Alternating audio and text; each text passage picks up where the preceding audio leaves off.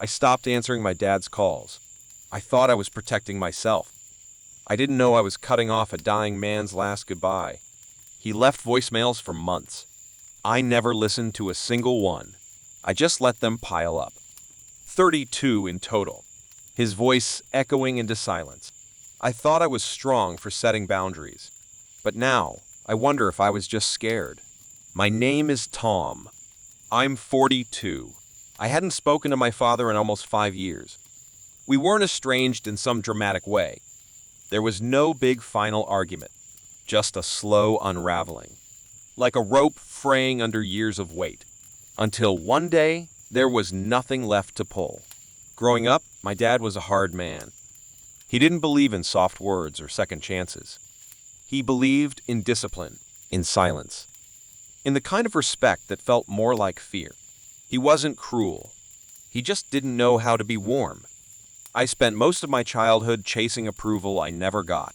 When I turned 18, I left home and never looked back. Phone calls were short. Holidays were strained. He'd ask about work, never about how I was doing. If I mentioned anything emotional, he'd change the subject. If I shared something vulnerable, he'd say, "You'll toughen up." Eventually, I stopped trying. I told myself it wasn't worth the effort, that I didn't need him, that if he wanted a real relationship, he'd have to meet me halfway. But he never did. So I blocked his number, told my brother I was done pretending, and I moved on. Or at least I thought I did, until the day I found out he was gone. And all I had left were the voicemails I never played, the letters I never opened, and the silence I chose over forgiveness. My dad wasn't the kind of man who said, "I'm proud of you." He said things like, "That's what you're supposed to do," or "Don't get lazy now." Every accomplishment was met with a warning. Every mistake with silence. Over time, I stopped sharing anything with him at all. He didn't come to my college graduation. Said he had to work. Didn't call on my birthday for 3 years straight. When I got promoted, he asked if the pay was worth it.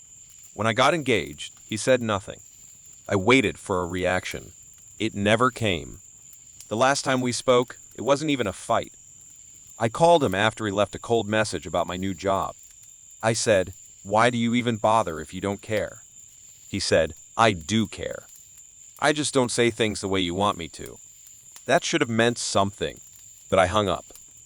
After that, I blocked his number, deleted his emails, told my brother not to pass along messages. I thought I was doing what was best for my mental health. Thought I was reclaiming peace. But in truth, I was still that boy trying to be seen, and giving up felt easier than hoping. Years passed. I got married. Had a daughter. He didn't know her name. Didn't know she looked just like me. I told myself he didn't deserve to, that he made his choices. But every now and then, I'd stare at my phone, thumb hovering over his name, wondering what would happen if I just called. I never did, because pride is louder than longing. And I thought there'd be time. Time for him to change. Time for me to forgive. Time to fix what was broken.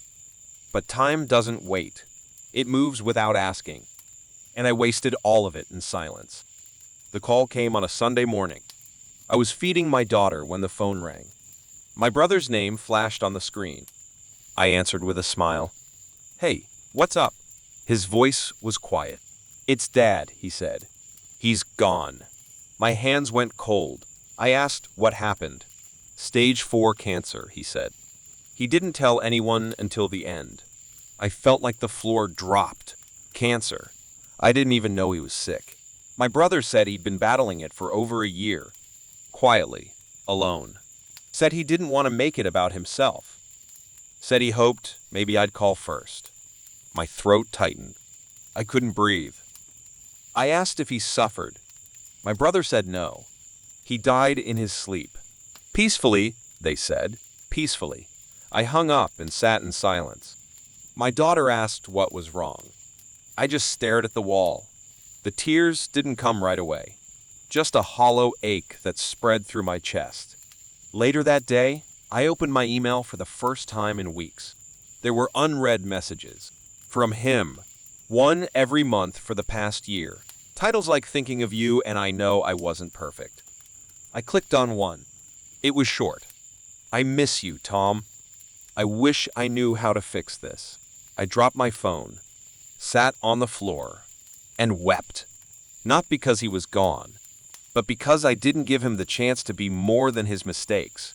Because I thought the story was over when really, he'd been trying to rewrite the ending.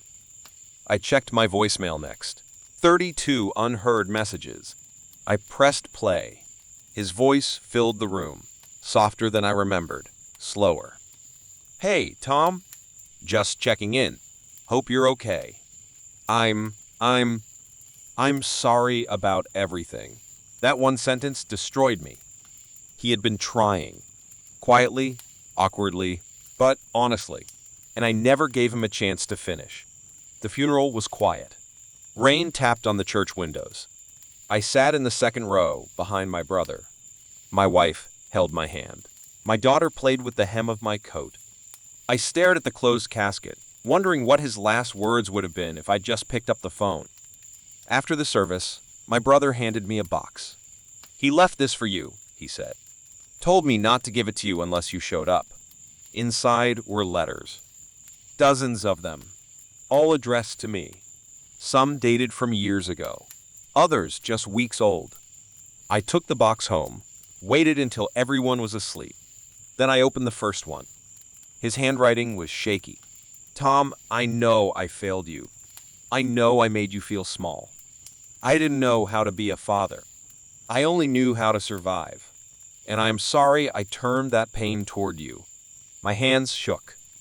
I read letter after letter. Some were filled with memories. You used to hide in the laundry basket when you were scared. Some with pain. I was harder on you because I was scared of how much I loved you. Some with hope. Maybe one day you'll forgive me. I cried into the morning, the kind of cry that leaves you hollow. I saw him in a new way, not as the father who didn't say I'm proud of you, but as a broken man who tried, failed, and still hoped. A man who didn't know how to love gently, but loved anyway. There was one last letter, unsealed. Short. If you're reading this, it means you came. Thank you. I know I didn't make it easy, but I never stopped being proud of you. I just didn't know how to say it. That line shattered me, because all I ever wanted was that. After reading the letters, I started seeing him everywhere.